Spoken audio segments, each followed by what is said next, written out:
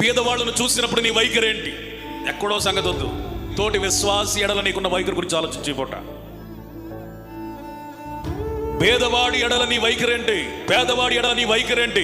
నీకంటే తక్కువ డబ్బు ఉన్నవాడి ఎడల నీకున్న వైఖరేంటి? ఆస్తులు లేనివాడు, స్థిర చరాస్తులు లేనివాడు, ఉద్యోగము లేనివాడు, వెనక ఏమీ దాయనివాడు, తనకంటూ ఏమీ లేనివాడు, వస్త్రాలు సరిగ్గా లేనివాడు, ఏ పూటకా పూట తిండిని సమకూర్చుకొనిచున్నవాడు, తన పిల్లలను సరిగ్గా చదివించలేనివాడు, సరి అయిన ఇల్లు లేనివాడు, వాడిని చూసినప్పుడు నీ వైఖరి ఏంటి? పేదలను వెక్కిరిస్తే నువ్వు ఎవరిని ఎక్కిరించినట్టు? దేవుణ్ణే.